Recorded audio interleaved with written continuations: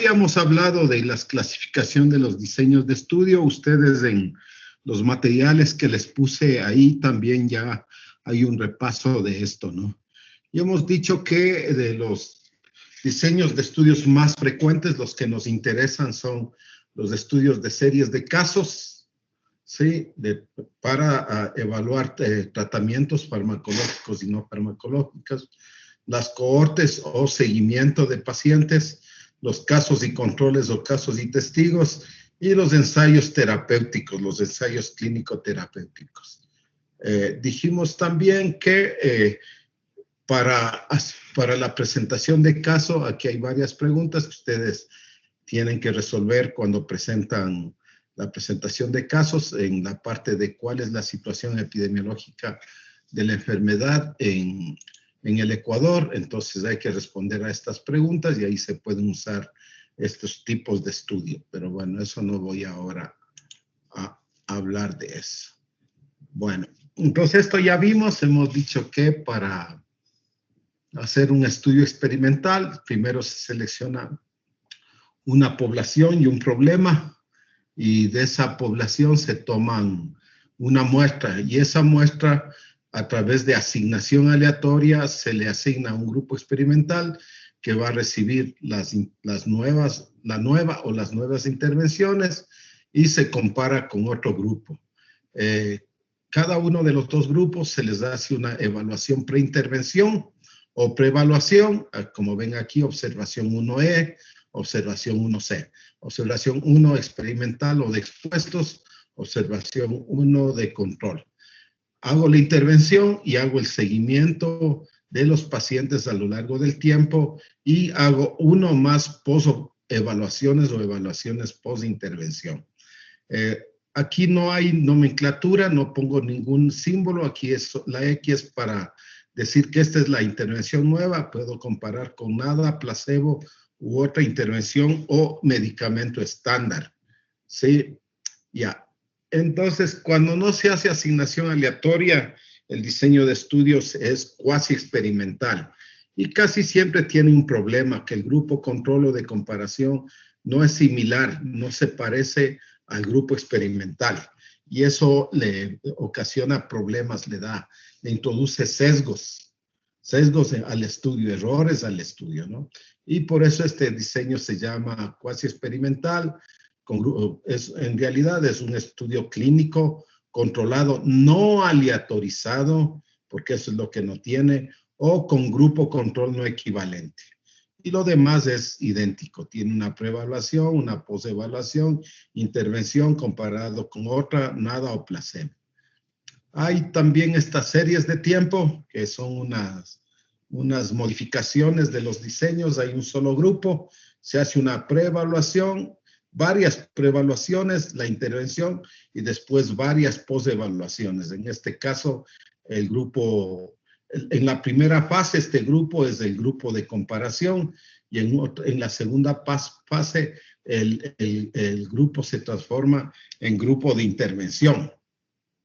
Sí, entonces es el mismo grupo que cumple los dos roles. De comparación en la primera parte, les da la intervención que es este X y hace la postevaluación, y esta segunda fase es cuando el grupo hace, hace de grupo control, perdón, de grupo de intervención experimental. Bueno, hay otros diseños, ya hablaremos de las cohortes, de los casos y controles, de los de corte transversal, y ese es el otro diseño muy frecuentemente usado en medicina y en evaluación de terapéutica, pero también de vacunas, que son los estudios de serie de casos o estudios clínicos no controlados. Se llaman no controlados porque no tienen grupo control, ¿sí? Y al no tener grupo control, no tienen la validez científica que tiene un ensayo clínico, ¿no? De todas maneras, son muy útiles. Por ejemplo, la fase 1 y la fase 2 de vacunas o de experimentos en humanos son este tipo de estudios. Solo un grupo al que le aplico hago una preevaluación. Ejemplo, voy a evaluar anticuerpos y linfocitos T. Hago la intervención y hago una postevaluación y vea si aumenta o no aumenta. El problema es que en estos estudios, si no tiene un grupo de comparación, es bastante difícil saber si esta reducción fue por la intervención o por otra razón. Y por eso la validez científica de estos estudios es bastante baja. Entonces, no es suficiente eso. Entonces, por eso es que en la fase 1, que es para ver efectos adversos graves, es a lo mucho 50, 60 pacientes, hacen series de casos y le aplican la vacuna para ver que no tenga ningún efecto adverso grave. La segunda fase tiene como objetivo ya evaluar la eficacia o efectividad y de nuevo la seguridad. Entonces, y la tercera, si ya comparan con un grupo control o de comparación, ya hacen un ECA y esas son la fase 1, 2 y 3 de los estudios de vacunas, por ejemplo. Y viene la fase 4, que es hacer estudios ya masivos, sí, en poblaciones más grandes, ¿no? Comparando igual las personas expuestas o que recibieron la intervención versus las no expuestas. En el caso de los estudios de vacuna, ¿con qué le comparan a la vacuna, a las nuevas vacunas? Le comparan con cualquier otra vacuna, puede ser vacuna contra el neumococo, y hacen una comparación por una razón. Toda vacuna le va a producir aumento de defensas genéricas. Es por eso que se recomienda vacunar el MMR, porque aumenta las defensas. En este caso, por ejemplo, la vacuna cubana, que ya entra a fase 3, ¿sí? Esa vacuna ya está el grupo control va a ser personas vacunadas para meningococo, ¿sí? Entonces, eso van a hacer. Además, porque los cubanos fueron los primeros en hacer vacuna para el meningococo. Los cubanos tienen un buen desarrollo biotecnológico, ¿no? Tienen mucha experiencia en el tema, han creado más de 12 vacunas propias y las usan en su población. Bueno, ahora hablemos del nivel de evidencia y grado de recomendación. El nivel de evidencia no es sino qué sesgos o errores tiene una investigación sistemáticos, errores sistemáticos que ahora vamos a ver. Entonces, hay que identificar dos conceptos, el concepto de profundidad y el concepto de generalización. Hablemos primero del de generalización. Se trata de lo siguiente, ¿puedo yo extrapolar o generalizar los resultados de un estudio a la población, al universo del que obtuve el estudio? Eso se llama generalización estadística, ¿sí? Y los estudios, por sus características, por los sesgos que introducen, pueden tener mayor profundidad o mayor generalización. Profundidad es la descripción exhaustiva de las personas estudiadas. Ejemplo, en los estudios de caso único, como ustedes ven esta franja bien grande, es de mucha profundidad, pero tienen muy poco de capacidad de generalización. Yo no puedo, con los resultados de un caso, directamente recomendar ya el uso de un medicamento. El segundo, que disminuye la profundidad, pero aumenta la generalización, son los estudios de casos o de grupos y subgrupos. Cuando son más de 14 personas o sujetos que intervienen en un estudio, se habla de estudios de grupos y subgrupos. Y finalmente, los estudios transversales. Estos ya tienen mayor capacidad de generalización y menor profundidad. Los casos testigos aumentan en capacidad de generalización, estadística, y ya voy a hablar de la generalización analítica, de qué se trata. Y las cohortes que tienen mucho más, las que más tienen capacidad de generalización, es decir, de aplicabilidad a la vez en los estudios clínicos controlados aleatorizados. Bueno, voy aquí a hablar de las dos concepciones de generalización. La una es la generalización estadística. Si yo podría afirmar que los resultados de este ensayo clínico que han hecho para la vacuna Sputnik, por ejemplo, pueden ser generalizados a todos los pacientes donde obtuvieron la muestra, ¿no? A todo el universo, ¿sí? Puedo extrapolar o no, puedo decir que los resultados que encontré en la muestra también encontraré en el universo, que no se deben al azar. Ya, eso es la capacidad de generalización estadística. Pero la segunda parte de la generalización se llama generalización analítica y es, ¿puedo los resultados de este estudio que demostré que sí tiene capacidad de generalización estadística aplicar a mis pacientes? Y eso se llama capacidad de generalización analítica. Entonces, son las dos cosas que evaluamos para decidir si aplicamos o no una evidencia en pacientes. Y la capacidad de generalización depende del diseño. Entonces, ustedes pueden ver aquí a mayor, esta flecha de mayor y menor nivel de evidencia, y aquí el nivel de evidencia. Cuando un diseño de estudio introduce menos sesgos o errores de elaboración o de errores sistemáticos, diré que tiene el más alto nivel de evidencia. Y ya se sabe y se ha clasificado en términos genéricos. Esta es la clasificación de niveles de evidencia según el diseño de estudio. Como expliqué antes, hay estudios de revisiones sistemáticas o metaanálisis, ¿sí? Son los de más alto nivel de evidencia. Entonces, el más alto nivel de evidencia, el que mejor capacidad de analítica tiene, son los metaanálisis o revisiones sistemáticas de ensayos clínicos controlados aleatorizados. Le siguen los ensayos clínicos aleatorizados doble ciego o simple ciego, los metaanálisis o revisiones sistemáticas de cohortes, los estudios de cohortes originales o individuales, los metaanálisis o revisión sistemática de casos controles. Esto es para terapéutica, ¿no? Porque para diagnóstico no es el mismo. Estudios de casos y controles, originales o individuales, series de casos o estudios de caso clínico único pueden servir también, no muy útiles porque como vimos no tienen una capacidad de generalización estadística buena. Investigación en animales o en laboratorios también, revisiones no sistemáticas o tradicionales, por eso tenemos que ver qué es una revisión, y la opinión de expertos. Como ustedes miren, la opinión de sus profesores, si no se basan en evidencias, está en el nivel más bajo de evidencia. ¿Alguna pregunta hasta aquí, muchachos? ¿Preguntas? Bueno, como no hay preguntas, yo voy a preguntar que me haga un resumen, un alumno, un número del 1 al 8, yo mismo escojo el 5. Ya, para que no estar demorando. Veamos. 1, 2, 3, a ver. 1, 2, 3, 4.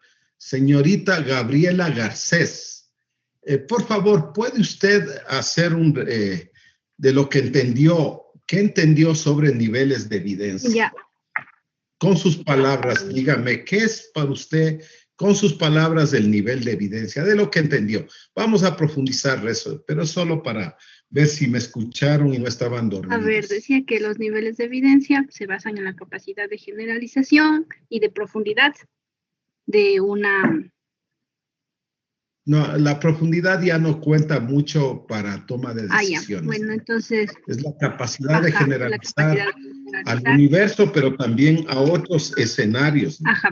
Entonces, es la capacidad que tiene una investigación de generalizarse hacia el universo. No, estoy en una clase, puedes llamarme en medio horita. Entonces, decía que los estudios o los ensayos que tienen mayor capacidad de generalizarse son los metaanálisis o la revisión sistemática de ensayos clínicos aleatorios sistematizados, porque estos son los que tienen menos cantidad de errores sistemáticos. Sesgos o errores, ¿no? Que ya vamos a ver. Bueno, así es. Siga. Y bueno, desde van a empezar a disminuir la capacidad o sea, el nivel de evidencia. Entonces vamos a tener luego los ensayos clínicos originales, luego los metaanálisis de los cohortes. De cohortes. O los estudios. Ya. Está bien, se ha entendido, señorita Gaby. Bueno, veamos, le voy a pedir a usted mismo que lea esto, ¿no? Nivel de evidencia e interpretación. Lea, ya, por favor. Niveles de evidencia. 1. Evidencia a partir de ensayos clínicos con asignación aleatoria. 2.1. Evidencia a partir del ensayo clínico sin asignación aleatoria. 2.2. Evidencia a partir de estudios de cohortes y casos y controles, preferiblemente realizados por más de un centro o grupo de investigación. 2.3. Evidencia a partir de comparaciones en el tiempo o entre sitios, con o sin la intervención. Podrían incluirse resultados espectaculares provenientes de estudios sin asignación aleatoria. Y 3. Opinión de expertos basados en la experiencia clínica, estudios descriptivos o informes de comité de expertos. Ok, ahí estarían los estudios descriptivos como series de casos, ¿no? Y también los comités de expertos. Bien, como ustedes ven, solo para decirles, hay varias clasificaciones sobre niveles de evidencia. Les presenté una que es cortita, solo tiene 5 niveles de evidencia y aquí se repite, cualquier estudio, sea metaanálisis o revisión sistemática o ensayo clínico original o individual que tenga asignación aleatoria, le ponen el más alto nivel de evidencia. Entonces hay muchísimas clasificaciones sobre niveles de evidencia, ¿no? Entonces, veamos ahora lo segundo y le vamos a hacer leer a otra persona. Ya cogí el primer quinto. 1, 2, 3, 4, ya. 1, 2, 3, 4, 5. Señorita Pamela Vargas, ¿puede por favor leer el siguiente texto? Sí. Sí, doctor. Ya, adelante. Ya, grado de recomendación A. Existe buena evidencia para recomendar la intervención clínica de prevención. Grado B. Existe moderada evidencia para recomendar la intervención clínica de prevención. El grado de recomendación C. La evidencia disponible es conflictiva y no permite hacer recomendaciones a favor o en contra de la intervención clínica preventiva. Sin embargo, otros factores podrían influenciar en la decisión. El grado de recomendación D. Existe moderada evidencia para recomendar en contra de la intervención clínica de prevención. El grado de recomendación E. Existe buena evidencia para recomendar en contra de la intervención clínica de prevención. Y el grado de recomendación I. Existe evidencia insuficiente en cantidad y en calidad para hacer una recomendación, sin embargo, otros factores podrían influenciar en la decisión. Bueno, esta es una clasificación ya no de niveles de evidencia, sino de grado de recomendación, que no es sino el mismo nivel de evidencia transformado en si vale la pena o no recomendar el uso de una evidencia. Como esto fue creado porque como a veces la nomenclatura, niveles de evidencia, muchos médicos o profesionales de la salud no han estudiado, no conocen de qué se trata. En cambio, en las guías de práctica clínica se ponen los grados de recomendación. Entonces, el grado más alto sería totalmente recomendable A, B, C, por dar un ejemplo. Y los grados más bajos de I, y este I que se podría usar siempre y cuando no exista otra alternativa, ¿no? ¿No es cierto? Bueno, entonces, ahora veamos otra clasificación, que es la que más se utilizaba hasta hace unos 2, 3 años, que es la clasificación de Oxford. Y aquí estoy comparando el grado de recomendación y el nivel de evidencia. Aquí es bastante fácil el grado de recomendación, altamente recomendado, moderadamente recomendado y poco recomendado, ¿sí? La C y la D son de bajo nivel de recomendación, de baja recomendación. La A es muy alta, la B es moderada y C y D baja. Mientras más bajo sea el nivel de evidencia, el nivel de recomendación es menor, porque hay una relación entre nivel de evidencia y grado de recomendación. Entonces, esto van a encontrar en las guías de práctica clínica, los niveles de evidencia y los grados de recomendación de los estudios que han obtenido. Bueno, le vamos a pedir ahora a otros 5. ¿En quién nos quedamos? A ver. 1, 2, 3, 4, 5, 6, 7. La señorita Pamela habló al último, ¿no? Sí, Doc. Sí. Pamela Vargas. ¿O no? Sí, Doc. Ya, entonces 1, 2, 3, 4 y Andrea Costa. Por favor, solo lea este texto. Va leyendo grado de recomendación, nivel de evidencia 1A. Lea, por favor. Señorita Acosta, ¿o huyó de la clase? Tiene problemas. Por favor, lea. ¿Me escucha? Sí, muy bien. Ya. Grado de recomendación. A, nivel de evidencia 1A. Tratamiento, prevención, etiología y daño. Revisión sistemática con homogeneidad de ECAs, ensayos controlados con asignación aleatoria. Un ratito, solo, espere un momentito. La homogeneidad es un indicador de la calidad de la revisión sistemática o metaanálisis. Eso ya vamos a ver antes de iniciar la presentación de casos, ¿no? Eso ya vemos hasta antes de enero. Entonces, lo de homogeneidad es un criterio de calidad, igual en la 1B que dice intervalo de confianza estrecho, también tiene que ver con la precisión. El uno es con calidad, la otra de precisión, que ya hablaremos de eso en la próxima clase. Adelante, continúe. 1C, eficiencia demostrada por la práctica clínica.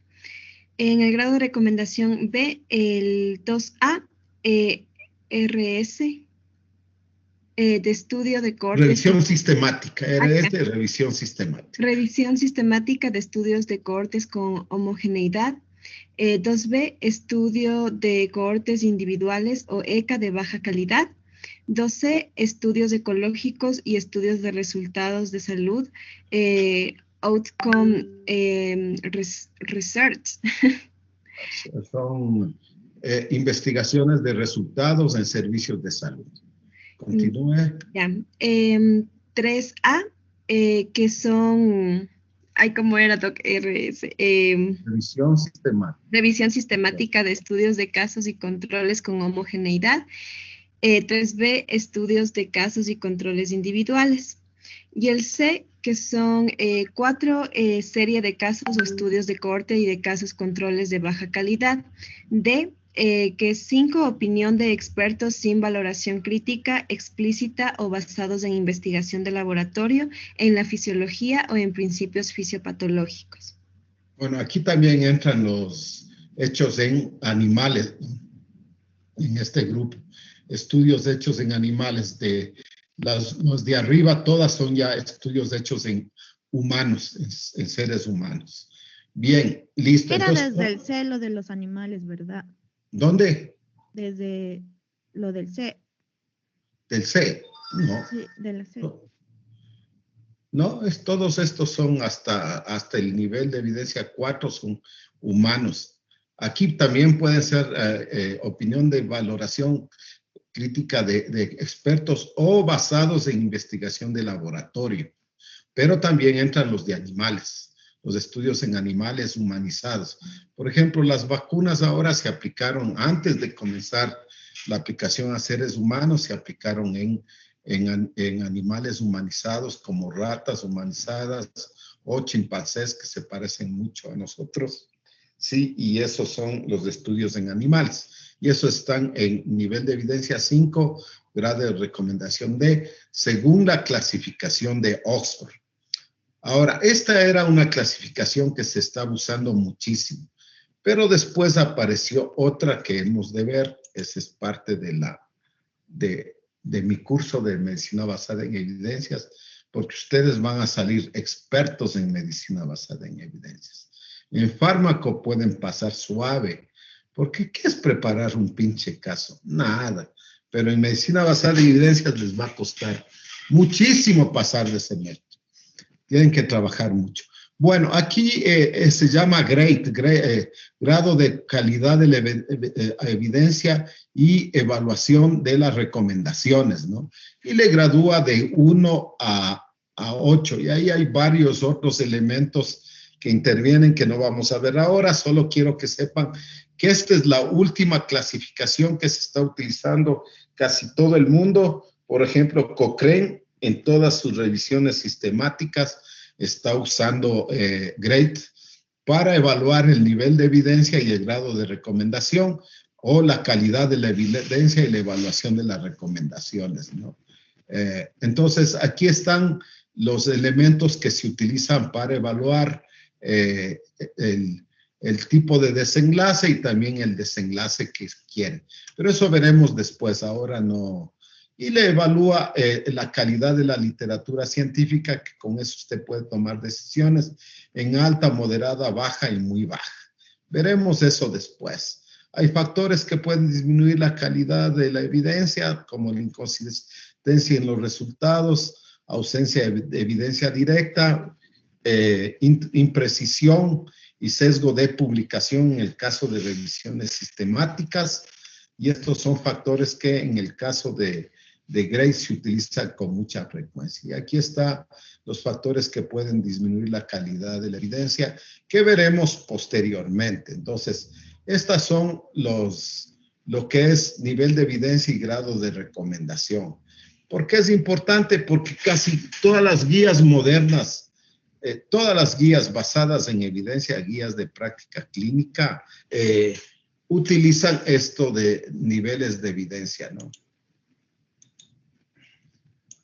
Ok, veamos. Bien, entonces esa es la clase de ahora. Veamos qué horas son. ¿Qué horas tienen? Que no tengo. Aquí ya voy a.